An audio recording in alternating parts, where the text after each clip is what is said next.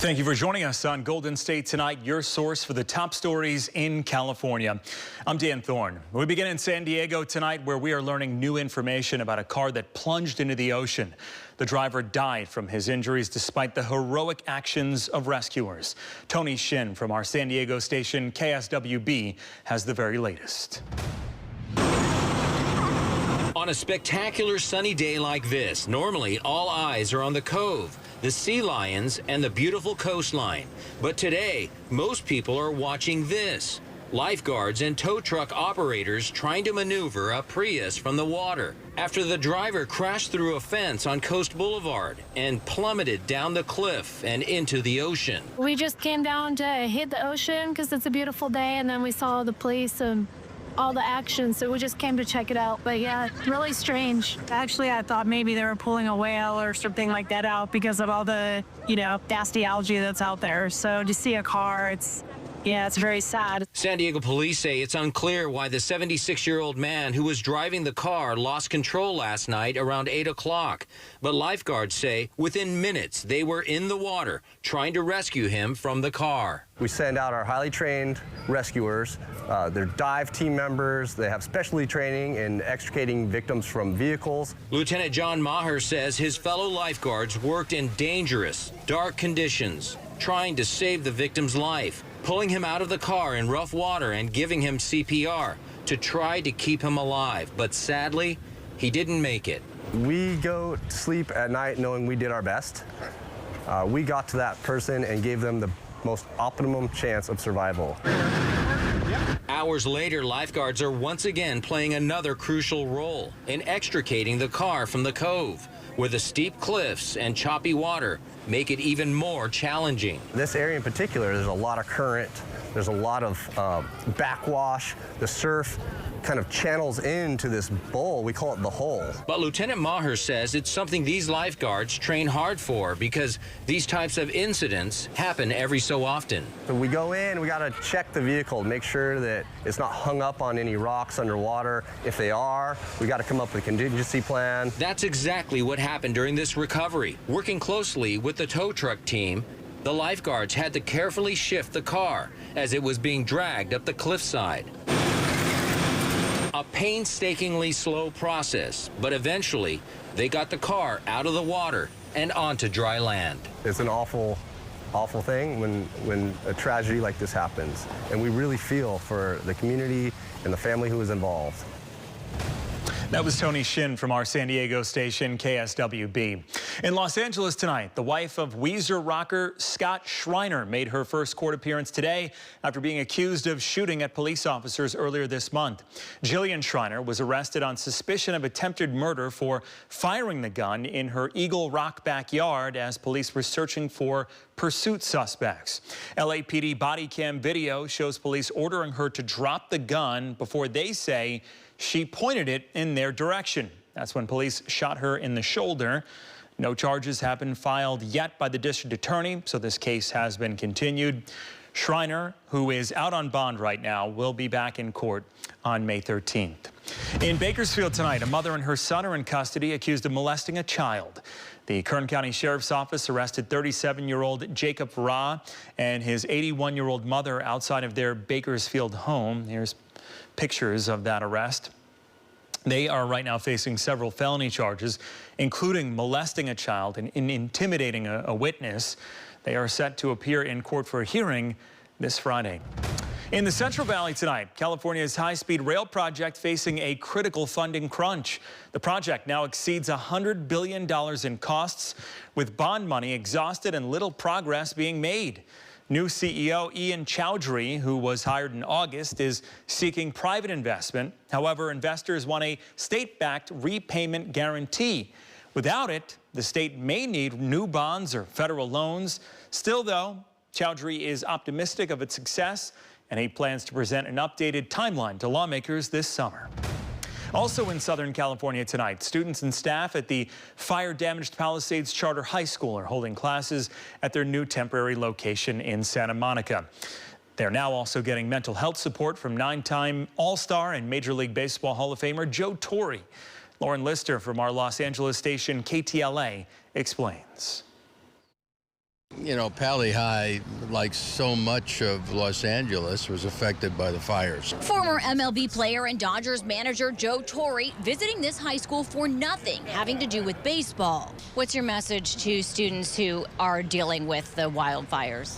Well, you know, they're not in this alone. Torre co-founded a nonprofit that brings counseling support services to schools, named Margaret's Place after his mom, which just expanded onto Pali High's temporary campus in the former Santa Monica Sears building. It just gives them someone to talk to. And I know I grew up in a home where my dad was abusive to my mom. I never shared it with any of my friends, because I felt that we're the only household that had this issue going on. When he got the mental health help he needed as an adult, he says it changed everything. So now he helps bring that support to young people.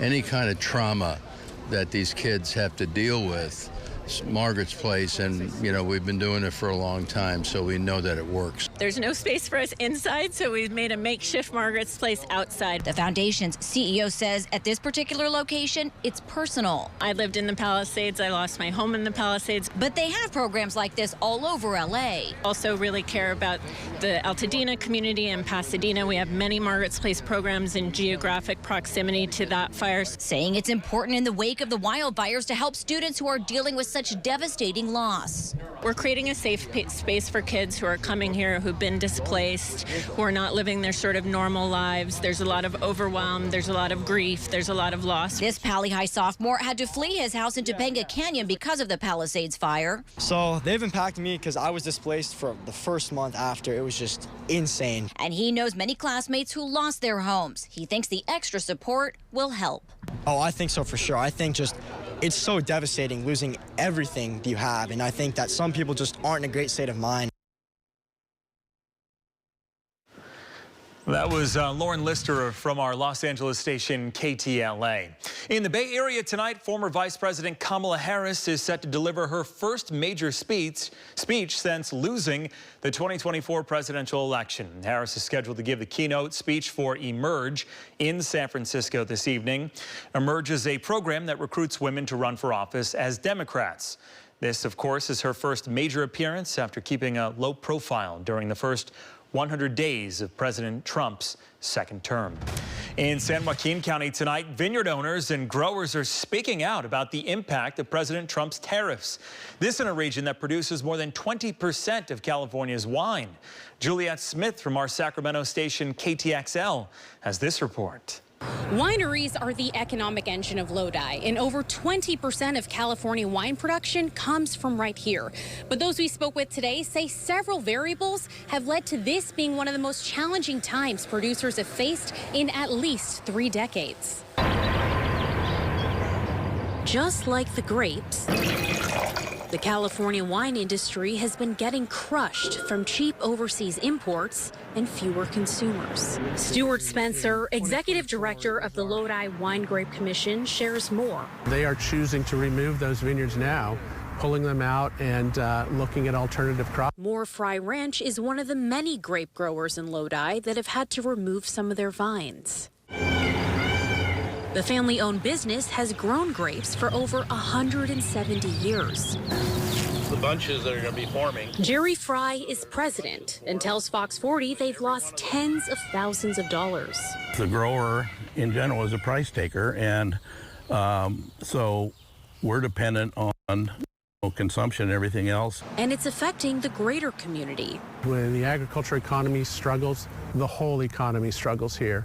The irrigation companies, the fertilizer companies, the farm workers. Unlike Champagne, California wineries have also been falling flat due to concern at the top of everyone's minds.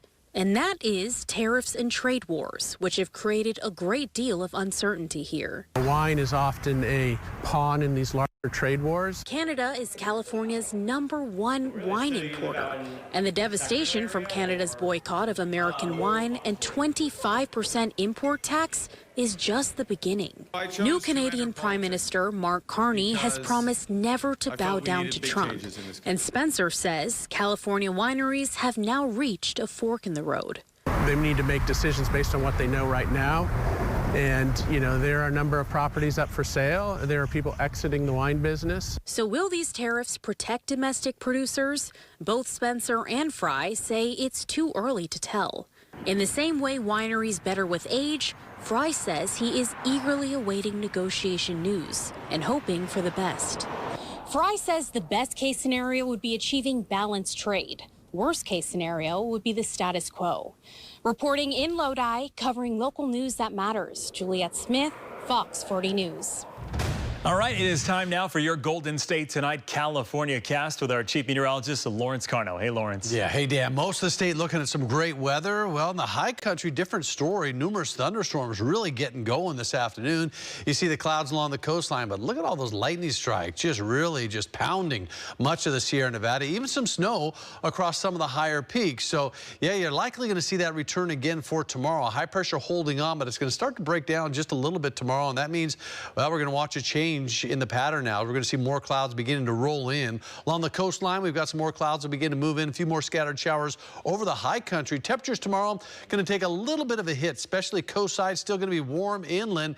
80s up and down much of the San Joaquin, 92 degrees in Redding, about 66 degrees in Los Angeles, and 59 degrees downtown San Francisco.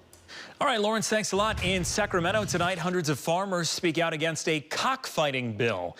It targets people who keep more than 3 roosters per acre or 25 roosters total. The bill would restrict farmers from confining the birds in an enclosure or with a tether. Some farmers say the legislation means well, but others say the bill's author is targeting their constitutional rights. He's criminalizing Hispanics just because we own over 3 roosters. He's labeling all us cockfighters, which is unfair and discriminatory. Well, the lawmakers behind the legislation argue it would not only protect birds, but also helps address the public health risk presented by smuggled birds that have the potential to spread diseases like avian flu to legitimate poultry operations. Starting 1 week from today, most adults catching a flight in the United States will be required to present a passport or a real ID. KRON 4's Gail Long has more from San Francisco International Airport. The message is out there about getting your California Real ID at San Francisco International Airport security checkpoint. People should know if they listen to the radio or watch television or whatever. It's been well publicized. Diane Bart splits her time between California and Chicago. We had a passport that I believe substitutes for whatever, so that's what we're using. The TSA says a passport is one option to show a form of identification, but if you do not have a passport or a real ID, you should plan to arrive at the airport early. You should plan for delays, and you should also plan for additional screening. If you are unable to verify your identity, you run the risk of being turned away from the security checkpoint. Lori Dankers, spokesperson for the TSA in California, adds there are other options to show. Lawful permanent residency cards, active duty military ID, military dependent ID, federally recognized tribal ID, the transportation worker identification credential, foreign government issued passports. Meantime, DMV has seen an uptick with people rushing to upgrade their ID cards. This was the line in Fremont Wednesday morning. One man camped out at 6 a.m. Eva Spiegel, Deputy Director of Public Affairs for California DMV, gives these tips. We suggest that you start on our website, realid.dmv.ca.gov, upload your documents, schedule your appointment, and you'll go from there. People can upload documents like birth certificates and utility bills, but those documents won't work at the airport. Yeah, don't bring your utility bills to the security checkpoint. Don't bring your birth certificate to the checkpoint. Those are items that need to go to the DMV. And if you don't have your real ID yet and don't have plans to travel in the near future, the DMV says there is no need to rush. We would suggest that you wait to do your real ID later on, like when your license comes up for renewal. The TSA plans to have an all-hands-on-deck approach on May 7th and does not intend to delay the real ID again. The federal enforcement starts on May 7th, but your personal deadline is the date of your flight. So anytime you're flying after May 7th, that's your enforcement deadline. That's the date you need to make sure that you have your real ID credential or the other acceptable form of ID. And that was KRON 4's Gail Long reporting tonight. Let's go to tonight's golden moment now. We have a beautiful sunset here from along the coast in El Granada in San Mateo County. And be sure to send your golden hour snapshots to breakingnews.kron4.com, and they could be featured on our show. We love this picture here. And thank you so much for joining us on Golden State tonight, streaming only on KRON 4 Plus. But stay with us as former Vice President Kamala Harris is set to speak tonight in San Francisco.